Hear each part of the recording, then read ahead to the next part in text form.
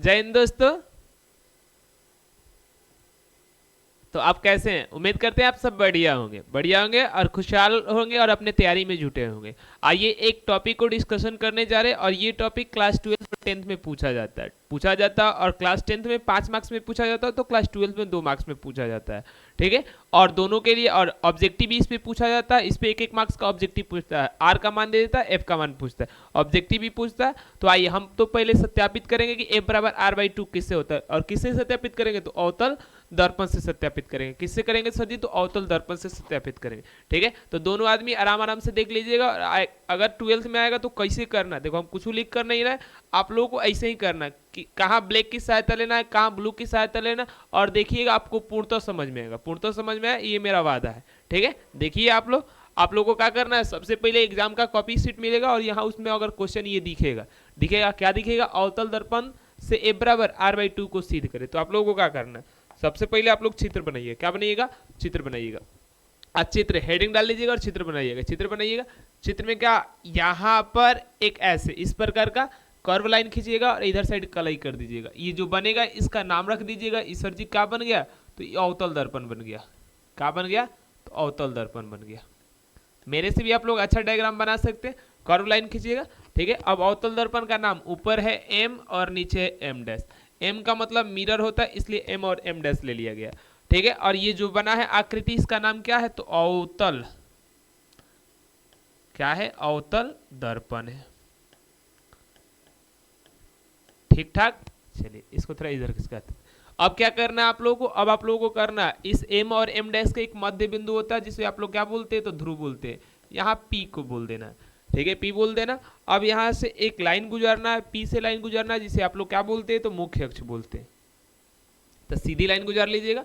ठीक है, अब क्या करना है सर जी? तो अब आप लोगों को करना है, एक यहाँ पर बिंदु मान लीजिएगा, एक यहाँ पर बिंदु मान लीजिएगा और इस बिंदु का नाम रखिएगा एफ और कैपिटल एफ रखिएगा। ठीक है, कैपिटल एफ रखिएगा और कैपिटल एफ का मतलब होगा मुख्य फोकस। ठीक है, और सेम इतना ही दूरी पर एक और बिंदु रखिएगा जिसको हम क्या बोलेंगे? तो सी बोलेंगे, वक्रता केंद्र। वक्रता केंद्र। और आप लोगों को मालूम है ध्रुव और एफ यानी फोकस के बीच की दूरी को क्या कहते हैं?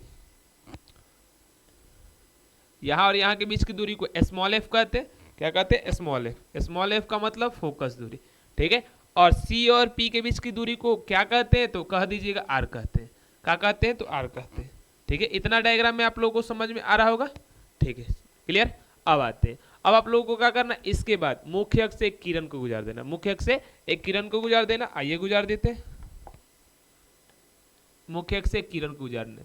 तो मान लीजिए किसी न किसी बिंदु पर आपतित तो होगी, और ट्राई कीजिएगा कि मुख्य अक्ष क्या हो, मुख्य अक्ष क्या हो? समानांतर हो। मुख्य अक्ष क्या हो? तो समानांतर हो। अब आप लोगों को क्या करना है, समानांतर होती है तो इस किरण को कहां से गुजार देना है? तो फोकस से गुजार देना। कहां से गुजार देना? तो फोकस से गुजार देना। ठीक है, फोकस से गुजार देना और यहाँ डायरेक्शन बता देना कि इधर से आ रही है और इधर से जा रही है। ठीक है, अब आप लोग गोलीय सतह पर अभिलंब को गुजार देना। अभिलंब कहाँ से गुजारिएगा? तो सी से गुजारिएगा। कहाँ से गुजारिएगा? सी से। चलिए कलर को चेंज कर देते हैं, सी से गुजार दीजिए। ठीक है, क्लियर कट बात। ये रहा आप लोगों का किरण आरेख। ये क्या रहा? किरण आरेख। अब आप लोगों को क्या करना है, ये आपतित किरण और अभिलंब इन दोनों के बीच बनने वाला कोण क्या होगा? तो मान लीजिएगा क्या है? तो आई है। क्या है? तो यहाँ और यहाँ आई है, और यहाँ अगर आई होगा तो ये भी आई होगा। परिवर्तन के नियम से होता है तो एक आपतन कोण एक परिवर्तन कोण है, लेकिन दोनों के दोनों बराबर होता है, इसलिए ऊपर भी हम आई लिख दिए, नीचे भी क्या लिख दिए? आई लिख दिए। क्लियर। अब आते हैं, क्लियर इतनी बात है। अब क्या करना है आप लोगों को, इनडायरेक्टली एफ यानी फोकस दूरी दिख रहा है और आर में संबंध बताना है। तो क्या करेंगे, सबसे पहले यहाँ चित्र तो बन गया, चित्र इतना ही बनाना है, इतना ही बनाना। अब इस चित्र का वर्णन करेंगे, यानी चित्र का एक्सप्लेनेशन कर देंगे। आप लोग हो सकता है बगल में करेंगे या हो सकता है क्या करेंगे, नीचे करें। हम तो यही सजेशन देंगे, चित्र ऊपर रखिएगा और उसका एक्सप्लेनेशन नीचे रखिएगा। ठीक है, और एक्सप्लेनेशन में क्या लिखिएगा? काला से लिखिएगा। काला इस पर हो सकता है आपको दिखाई ना देगा तो हम येलो से लिख रहे हैं, लेकिन आप लोग एग्जाम में उसको काला से लिखिएगा। ठीक है, तो हम काला से लिख रहे हैं, और काला से जो लिखिएगा उसका नाम क्या रखिएगा? वर्णन। क्या रखिएगा? वर्णन, यानी चित्र का वर्णन। ठीक है, अब वर्णन में आप लोगों को चित्र में जो चीज दिखाई दे रहा है उस चीज को लिख देना। क्या दिखाई दे रहा है? तो पहले दिखाई दे रहा है एम और एम डैश क्या है? एक अवतल दर्पण है। एम एम डैश, ये मान लीजिएगा एक्चुअल में तो नहीं ना है, तो मान लीजिएगा माना, माना mm डैश क्या है, एक अवतल दर्पण, एक अवतल दर्पण। हम जो बता रहे हैं वही चीज को कर रहिएगा, फुल में फुल मार्क्स मिल जाएगा, और बता भी रहे हैं, अगर समझ भी लीजिएगा कैसे होता है। ठीक है, चलिए, तो mm डैश एक अवतल दर्पण है, ठीक है, जिसकी फोकस दूरी, जिसकी फोकस दूरी, फोकस दूरी क्या है सर जी, तो f है, स्मॉल f है, एवं वक्रता त्रिज्या, वक्रता त्रिज्या क्या है, तो कैपिटल R है, कैपिटल R है, ठीक है, एवं P एवं P क्या है, तो दर्पण का ध्रुव है, दर्पण का ध्रुव। C का है, तो वक्रता केंद्र, C वक्रता केंद्र, जो चित्र में दिखाई दे रहा है उस चीज को लिख देना है, C वक्रता केंद्र है, C का है वक्रता केंद्र है, क्लियर कट बात है, C का है वक्रता केंद्र है, P और C का है, और F क्या है, तो मुख्य फोकस, F मुख्य फोकस है, मुख्य फोकस है, ठीक है, मुख्य फोकस है।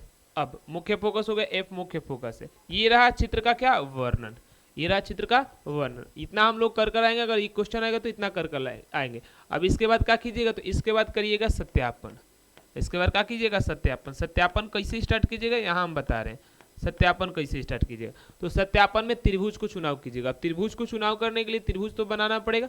चलिए त्रिभुज को बना रहे, अब त्रिभुज को बना रहे आप लोगों को त्रिभुज। तो इस बिंदु को मान लीजिएगा, इस बिंदु का क्या नाम है, P हो गया है, C हो गया, और इस बिंदु को हम मान लेते हैं A बिंदु है। क्या बिंदु है, A बिंदु है।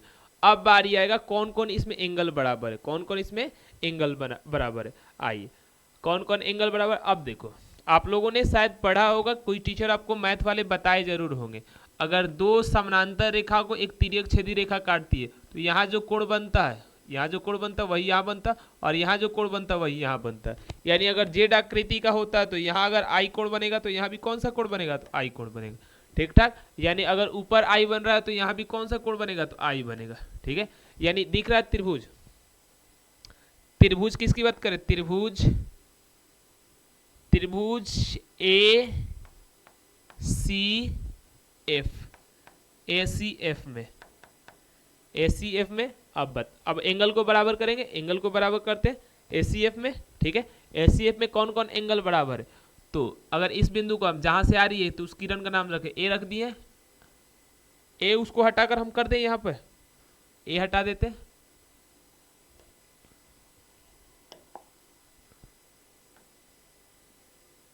हट गया। ठीक है, इस बिंदु को हम A रख देते हैं और उस बिंदु को B रख देते हैं। ठीक है, सही रहेगा। AB क्या है, तो आपतित किरण। AB क्या है, तो आपतित किरण। ठीक है, चलिए जूम कर देते हैं। ठीक है, अब आप लोग ABC, ABC एंगल, एंगल को दर्शाने का तरीका होता है, एंगल को ये दर्शाने का तरीका होता है एंगल,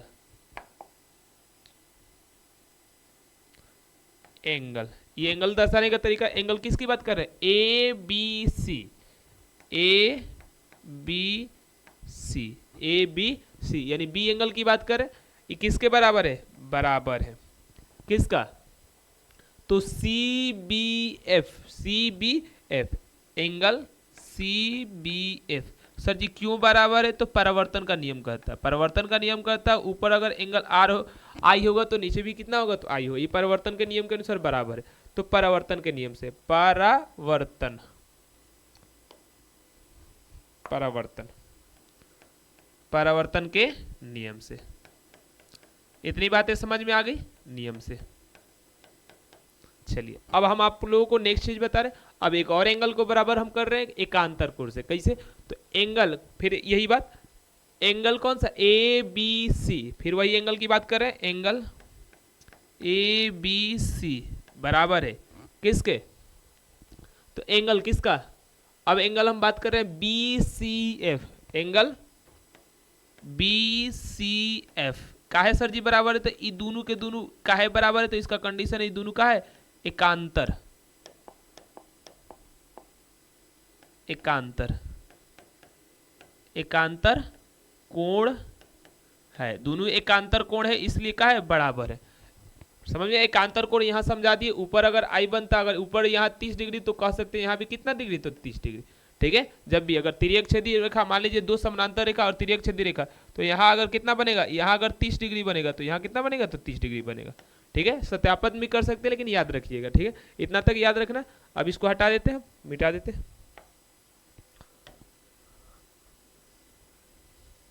चलिए मिटेक गया, क्लियर। अभी दो एंगल बराबर है, तो आप लोगों को त्रिभुज की प्रॉपर्टी कोई बताया होगा। अगर त्रिभुज की दो भुजा मतलब दो कोण बराबर है, तो उसके आमने सामने की भुजा भी क्या होगी, बराबर होगी। यानी हम क्या बोल रहे हैं, सी के सामने की भुजा कौन है, तो बी एफ है। कौन है, बी एफ है।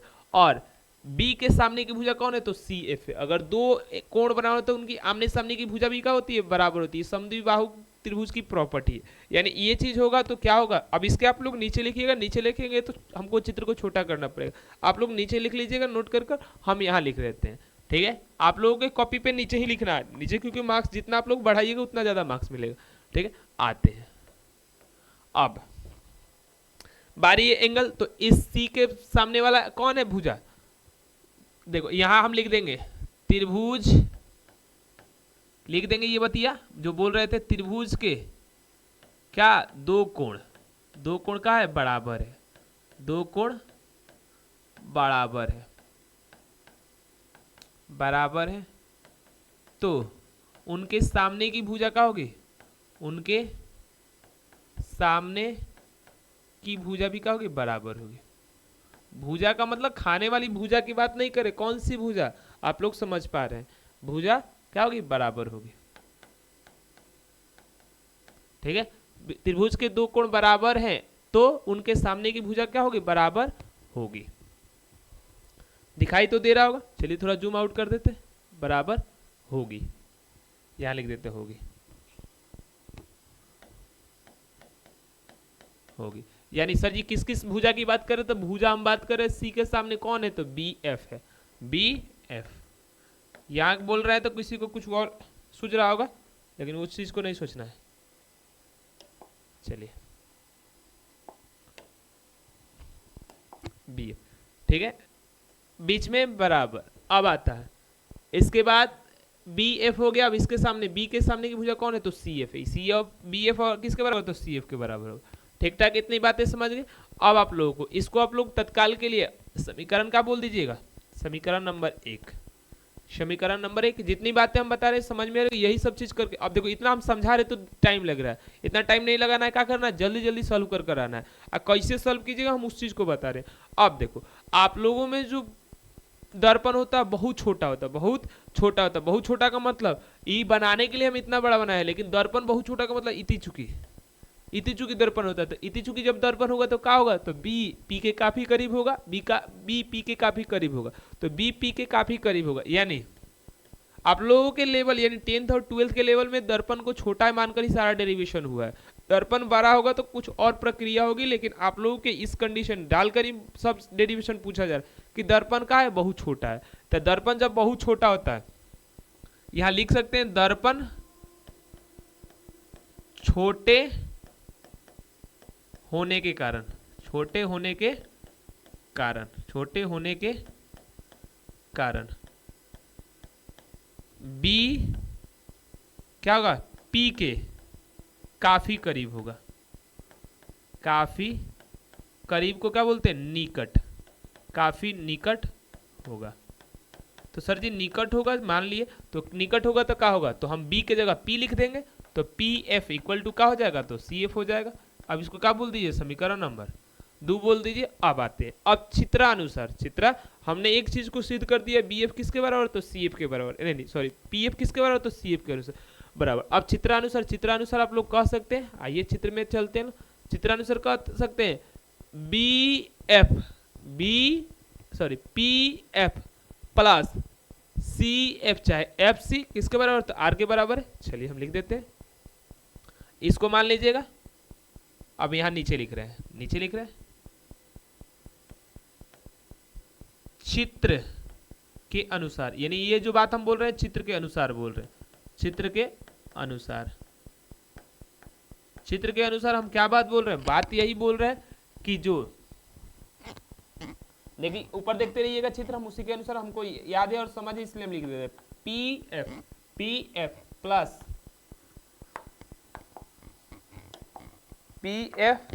प्लस कौन, प्लस क्या, तो सी एफ किसके बराबर होगा, तो डायरेक्ट हम लिख सकते हैं आर के बराबर होगा, किसके बराबर होगा, तो आर के बराबर होगा। और ऊपर एक बात यह सिद्ध की है, क्या सिद्ध की है, तो आप लोग देख लीजिए क्या सिद्ध की है, तो पी एफ किसके बराबर होता है, सी एफ का बराबर, तो जहां सी एफ वहां पी एफ लिख सकते हैं, तो यहाँ इसको बोल दीजिएगा समीकरण 2 से, समीकरण 2 से, फिर लिखना पड़ेगा हमको समीकरण 2 से, समीकरण 2 से, समीकरण 2 से हम अगर जांच करें तो यहाँ लिखना पड़ेगा P F plus C F की जगह फिर क्या लिखना पड़ेगा, पी एफ, अब फिर क्या लिखना पड़ेगा, तो आर लिखना पड़ेगा, आर भी लिखा गया।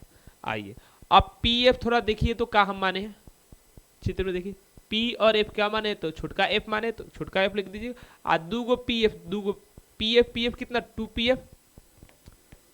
पी एफ सर जी लिखिए 2 पी एफ, ठीक है। यहाँ आर, और पी एफ किसके बराबर, तो एफ के बराबर, तो एफ हो गया, और यहाँ किसके बराबर, तो आर, यहाँ से एफ बराबर क्या हो गया, तो आर बाई 2 हो गया।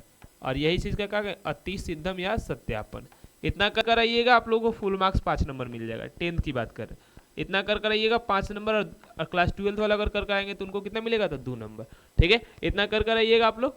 चलिए उम्मीद करते हैं आप लोगों को समझ में आएगा, ना समझ में आएगा कहिएगा, और कोई भी आप लोगों को डेरिवेशन दिक्कत कर रहा होगा इस चैनल पर बोलिएगा, हम बना देंगे उसका, और इतना इजी से एक्सप्लेनेशन देंगे पूर्णतः समझ में आएगा। हाँ, प्रत्येक टीचर आप लोग देख लीजिएगा, उसके बाद मेरे पास आइएगा, कहिएगा बहुत अच्छा लगा, ठीक है। मेरे में जो कमियां होगी धीरे धीरे हम उस चीज़ को हटाते जाएंगे, ठीक है। तो यह इस वीडियो को यहीं पर समापन करते हैं, कुछ आपके साइड जो डाउट होगा पूछते रहिएगा। Thank you.